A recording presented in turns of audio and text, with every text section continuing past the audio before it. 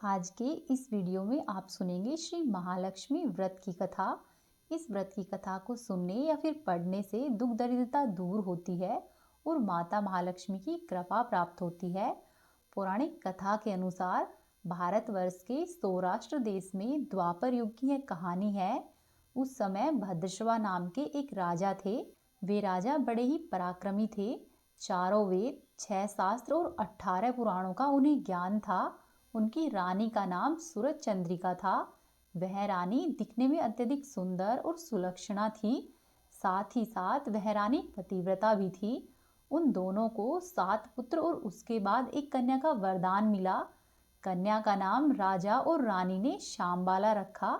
एक बार महालक्ष्मी जी के मन में आया कि क्यों न मैं राजा के राजप्रसाद में जाकर निवास करूं, क्योंकि ऐसा करने से राजा को दिन दुगनी और रात चौगुनी दौलत प्राप्त होगी और इस धन से वह अपनी प्रजा को और भी अधिक सुख दे पाएगा।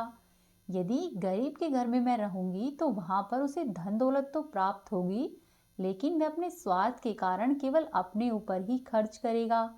ऐसा सोचकर श्री महालक्ष्मी जी ने एक बूढ़ी ब्राह्मणी का रूप धारण किया और अपने हाथ में लाठी लेकर लाठी के सहारे रानी के द्वार तक आ पहुंची। यद्यपि माता लक्ष्मी ने बूढ़ी औरत का रूप धारण किया हुआ था, फिर भी उनके चेहरे पर दिव्य तेज दिखाई देता था। उनको देखते ही एक दासी उनके सामने आई और दासी ने उनका नाम, धाम, काम और धर्म पूछ डाला। वृद्ध ब्रह्माणी का रूप धारण किए हुए माता लक्ष्मी ने कहा कि हे बालिके, मेरा नाम कमला है और मेरे पति का नाम भुवनेश है। हम लोग द्वारिका में रहते हैं। तुम्हारी रानी पिछले जन्म में एक वैश्य की पत्नी थी। वह वैश्य गरीब था। दरिद्रता के कारण हर रोज उनके घर में झगड़े होते थे तथा उसका पति रोज ही उसको मारता था। इन सब बातों से तंग आकर वह घर छोड़कर चली गई तथा जंगल में खाली पेट भटकने लगी। उसकी इस दुर्दशा पर मुझे दया आई। तब मैंने उसे सुख और संपत्ति देने वाला श्री महालक्ष्मी व्रत के बारे में बताया और उसकी कथा सुनाई।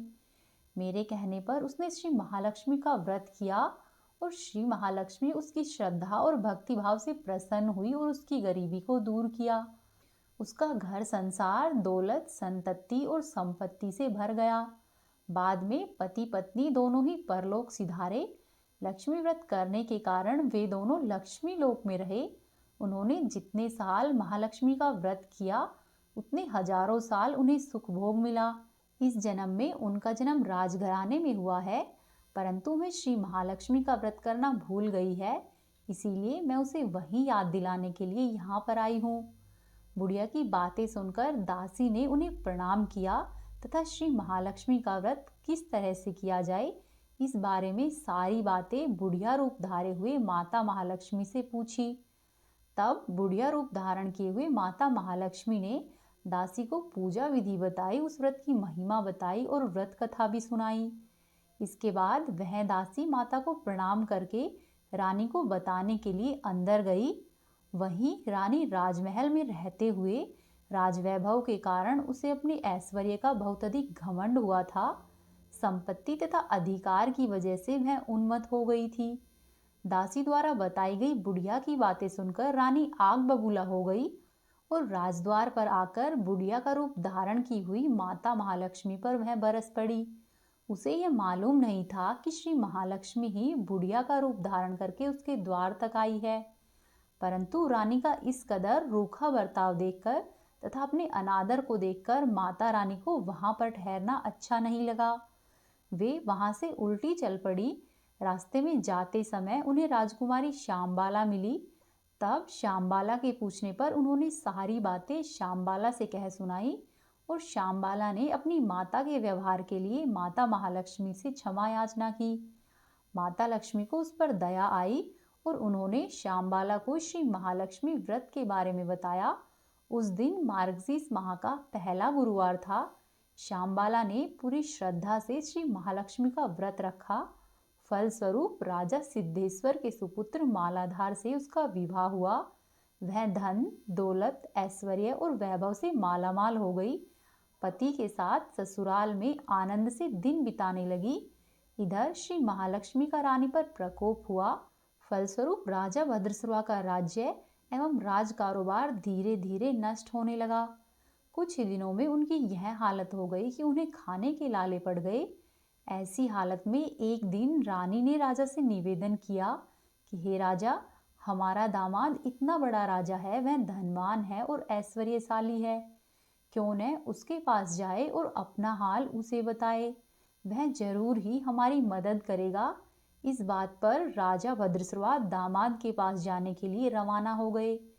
राज्य के पास में पहुंचकर एक तालाब के किनारे थोड़ी देर विश्राम करने के लिए राजा भद्रसुवा वहीं पर ठहर गए। तालाब से पानी लेने आते और जाते हुए दासियों ने उन्हें देखा।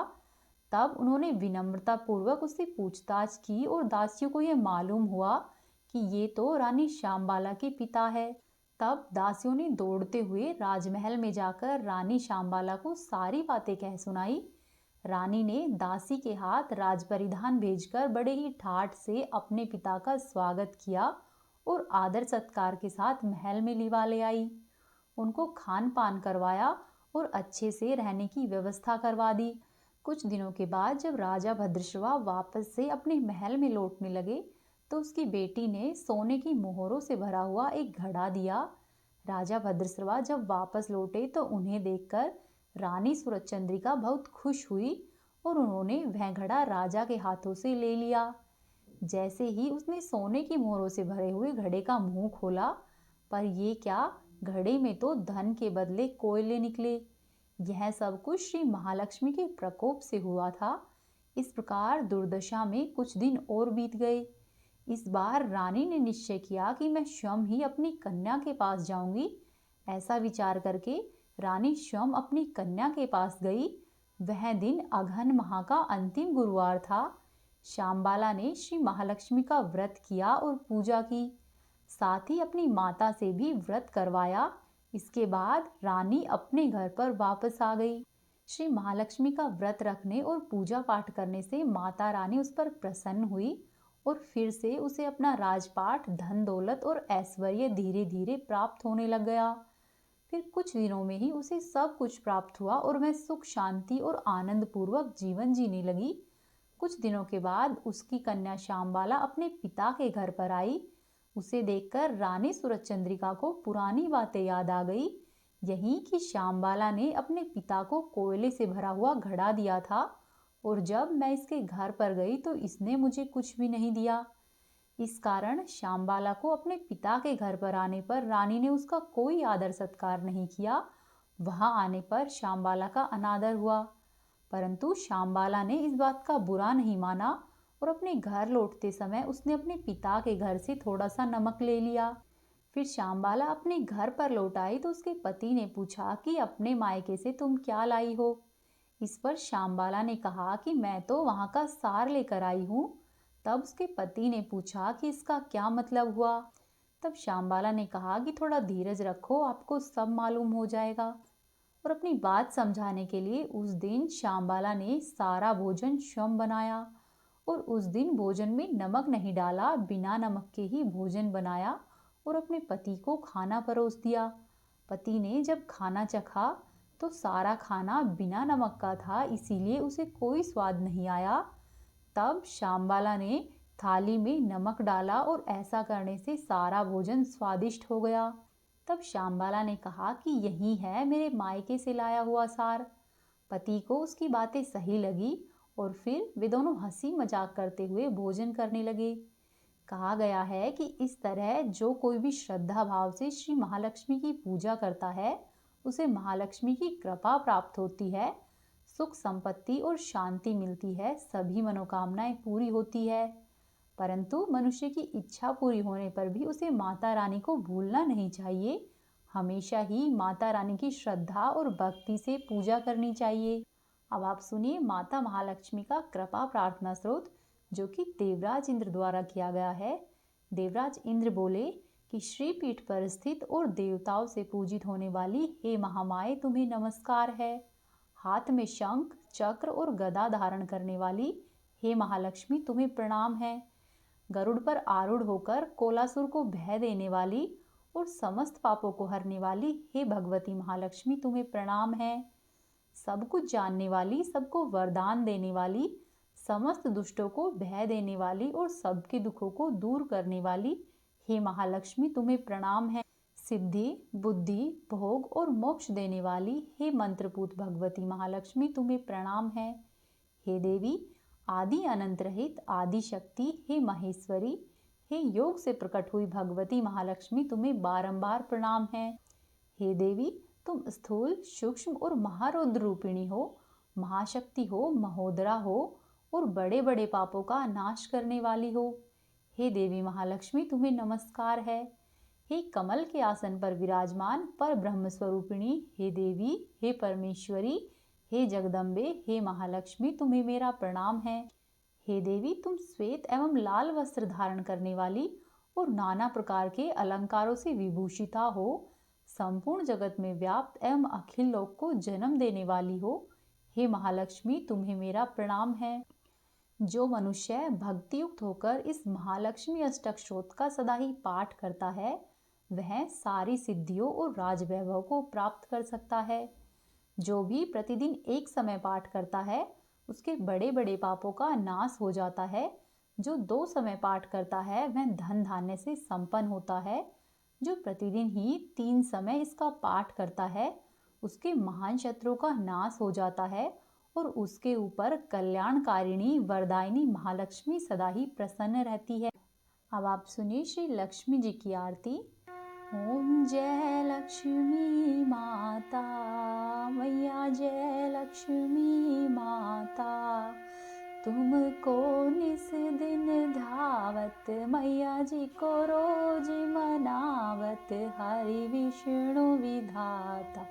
ओम जय लक्ष्मी माता, उमा रमा ब्रह्माणी, तुम ही जग माता, ओ मैया तुम ही जग माता। सूर्य चंद्रमा धावत, सूर्य चंद्रमा धावत, नारद ऋषि गाता। ओम जय लक्ष्मी माता, दुर्गा रूप निरंजनी, सुख संपत्ति दाता, ओ मैया सुख संपत्ति दाता। जो कोई तुमको धावत, मैया जी को जो कोई धावत, रिद्धि सिद्धि धन पाता। ओम जय लक्ष्मी माता, तुम पाताल निवासिनी, तुम ही शुभ दाता, मैया तुम ही शुभ दाता। कर्म प्रभाव प्रकाशिनी, कर्म प्रभाव प्रकाशिनी, भवनिधि की त्राता। ओम जय लक्ष्मी माता, जिस घर में तुम रहती, सब सद्गुण आता, ओ मैया सब सद्गुण आता। सब संभव हो जाता, सब संभव हो जाता, मन नहीं घबराता। ओम जय लक्ष्मी माता, तुम बिन यज्ञ न होते, वस्त्र न कोई पाता, ओ मैया वस्त्र न कोई पाता। खान पान का वैभव, खान पान का वैभव, सब तुमसे आता। ओम जय लक्ष्मी माता, शुभ गुण मंदिर सुंदर, क्षीरोदधि जाता, ओ मैया क्षीरोदधि जाता। रत्न चतुर्दश तुम बिन, रत्न चतुर्दश तुम कोई नहीं पाता। ओम जय लक्ष्मी माता, महालक्ष्मी जी की आरती जो कोई नर गाता, ओ मैया प्रेम सहित गाता। उर आनंद समाता, उर आनंद समाता, पाप उतर जाता। ओम जय लक्ष्मी माता, ओम जय लक्ष्मी माता, मैया जय लक्ष्मी माता, तुमको निस दिन धावत, मैया जी को रोज मनावत, हरे विष्णु विधाता, ओम जय लक्ष्मी माता। तो ये थी आज की वीडियो। उम्मीद है आपको पसंद आई होगी। वीडियो को लाइक कीजिए, चैनल को सब्सक्राइब कीजिए और कोशिश करें कि वीडियो को अधिक से अधिक शेयर करें।